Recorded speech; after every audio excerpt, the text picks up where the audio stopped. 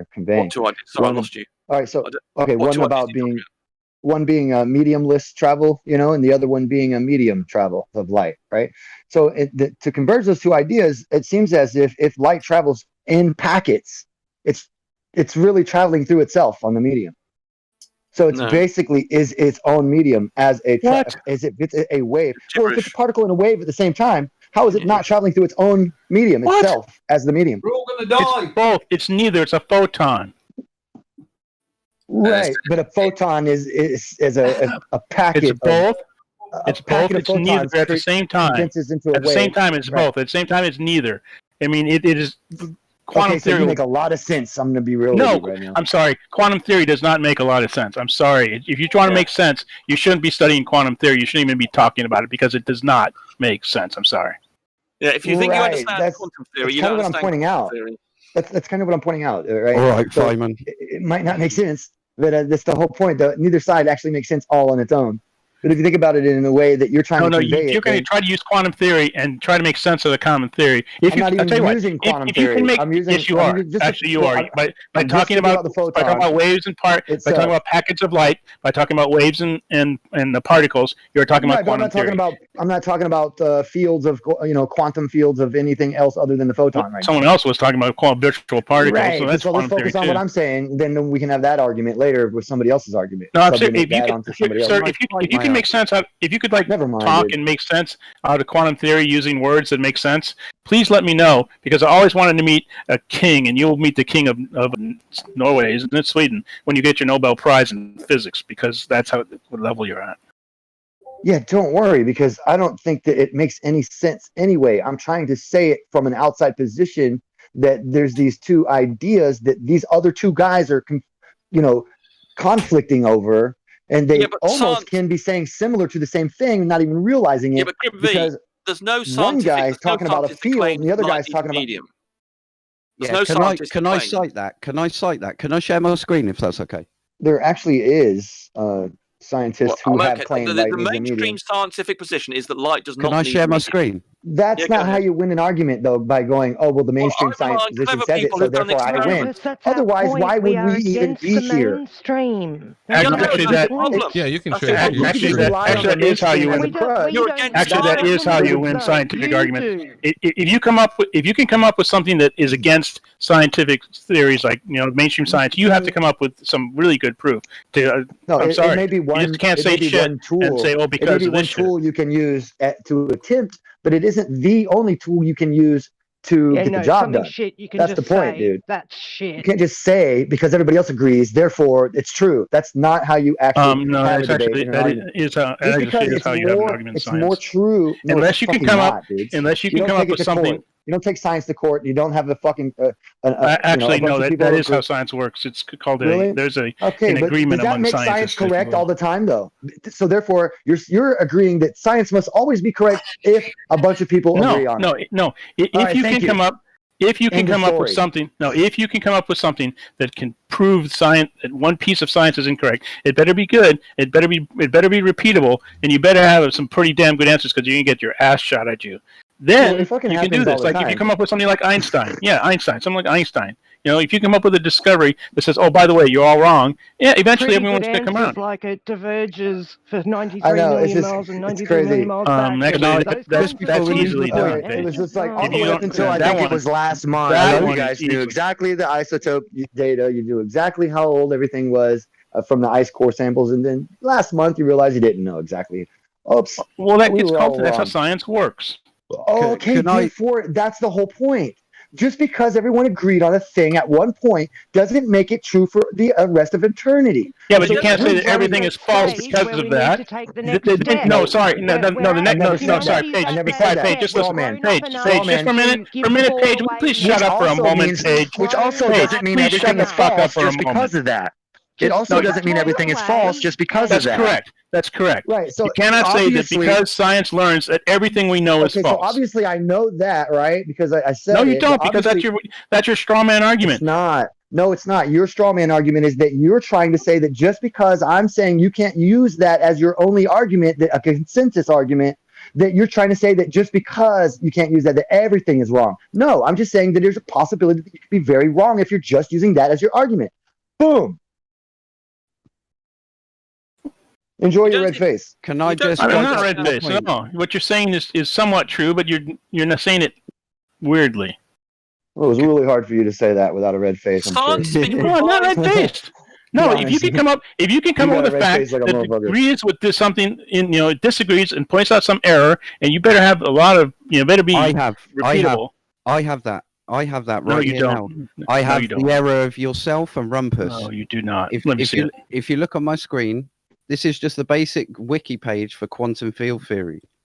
Yeah, it explains all the history of well-known scientific theory, right? Electrodynamics. No, chill. It's obviously got the story in there.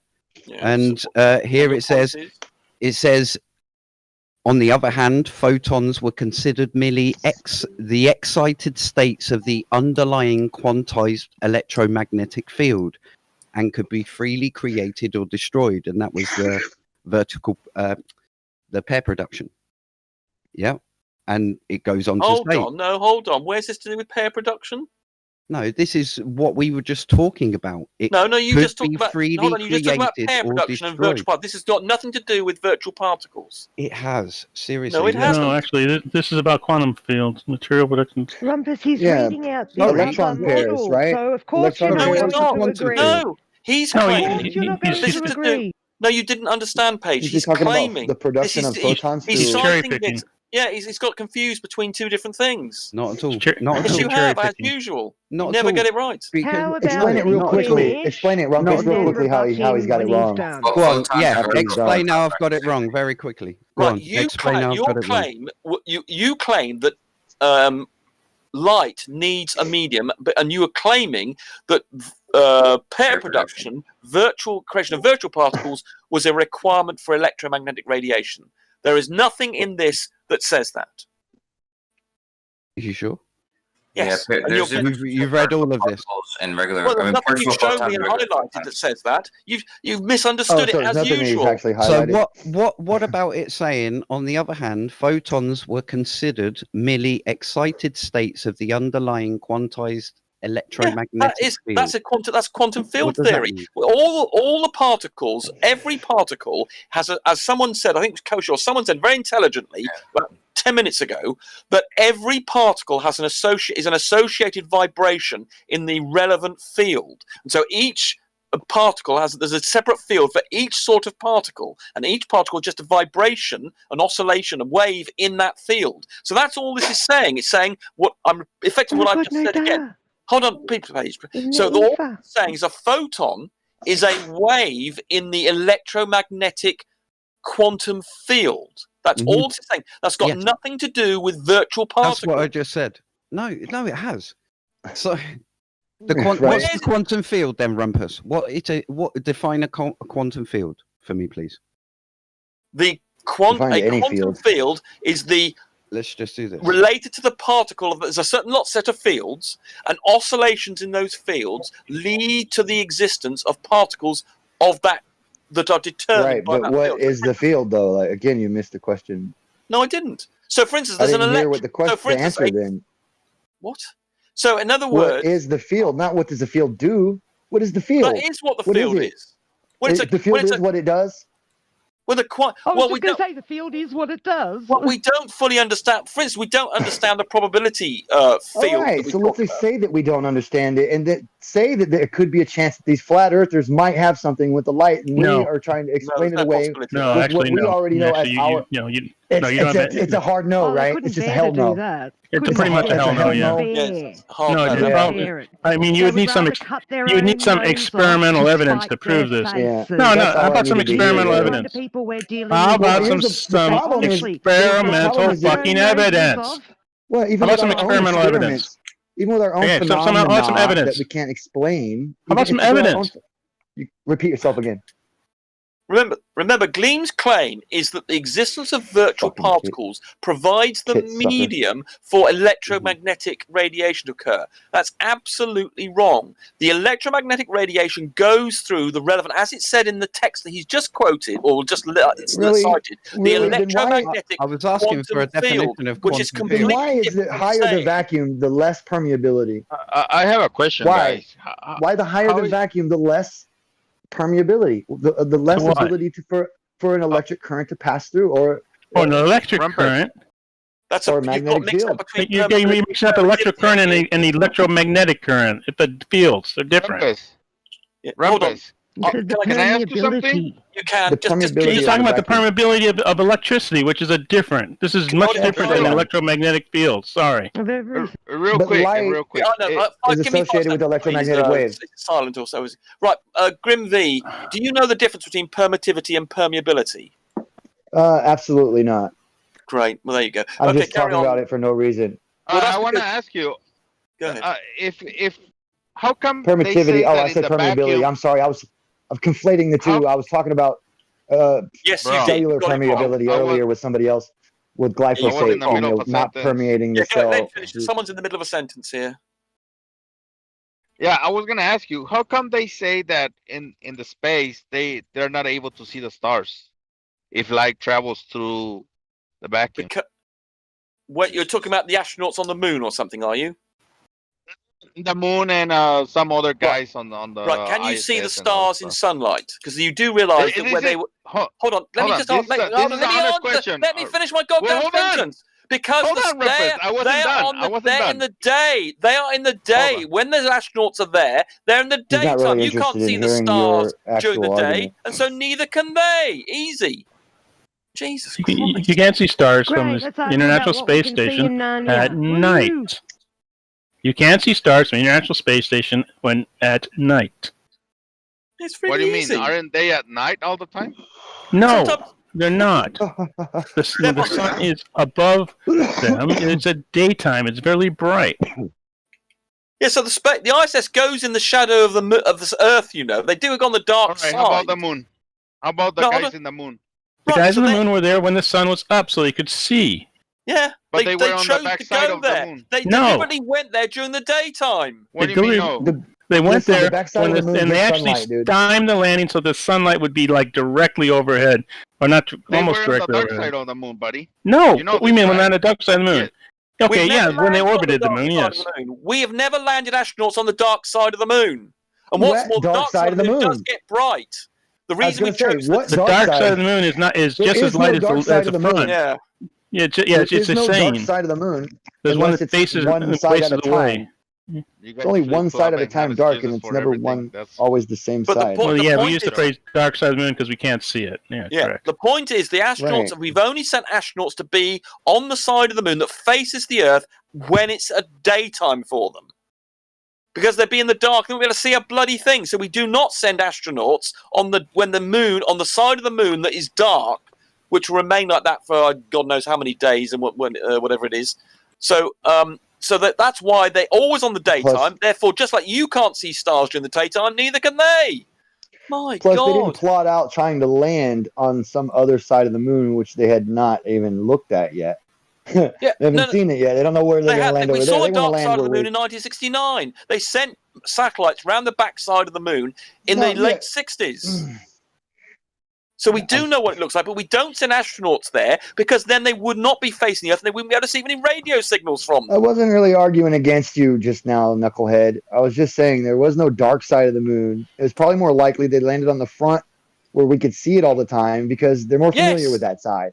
No, they would have it's just because we no, it's they're because a lot more familiar. Everyone is it's more nothing familiar to with do this with side that. of the moon. If they Yeah, were but on so the what? other side of the So moon, what? they would It's still a not true be statement. able to send radio signals to us. Jesus true, too. Christ! Yeah, that was the reason they didn't true. land on the back of the moon. God. Plus, when they finally saw the back of the moon in the 60s, when they found out that it was very different than the front. Yeah, it's very They thought- bumpy. Yeah, a lot Very more mixed craters. Yeah, a lot So more it craters. doesn't have the seas. Yeah. So it's probably not as easy to land. The main reason is that it's facing away from the Earth all the time, and we couldn't therefore communicate with them.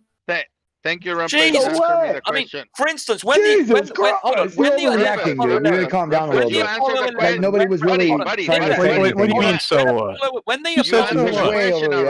already. I'll be there in a second. When the Apollo missions go around the dark side of the moon, we can't communicate with them. They go out of communication. So we don't want to spend any time over there when they Right. can't That's the whole communicate thing with I'm about us. to point out, right? That's why they call it the Jesus. dark side of the moon, right? Yes. Not because the sun doesn't go there, but Correct. because there's radio That's what I silence. said.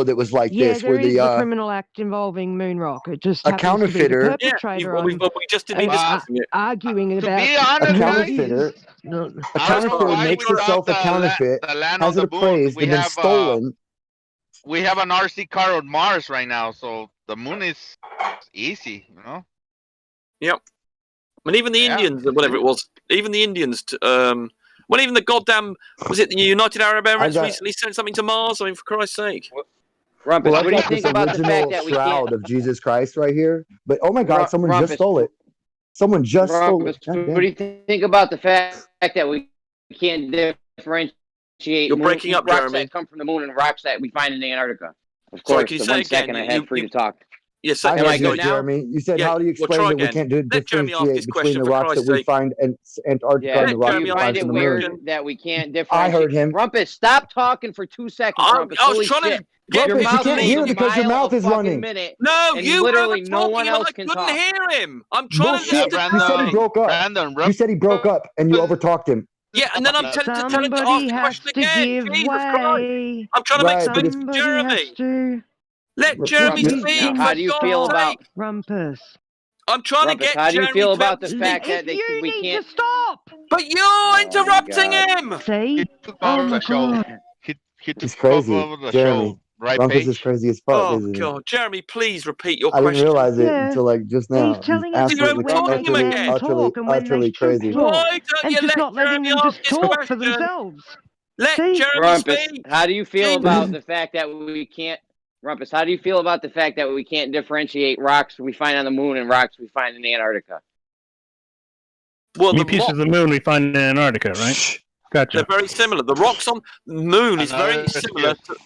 The moon substance is very similar to Earth. There's only difference is the lack of iron, because we believe that the moon came from a collision between the Earth and some other body, and so the resultant stuff is actually mostly the same as Earth. So if we find rocks in the moon or we find rocks in Antarctica, how do you know which one's which? I think we know if something's a meteorite, if that's what you mean. We know you something's can't a tell the meteorite. difference. You can't tell the Can you tell difference the between difference rocks between from a meteorite Antarctica and a and rock rocks that's been we struck found by on the lightning? moon. Right, Actually, but I you don't think we've ever. can, but I it's don't something think we've you tried- can't do. That's for sure. But we can No, differentiate. you I think can't what do you're it. How do actually they do it?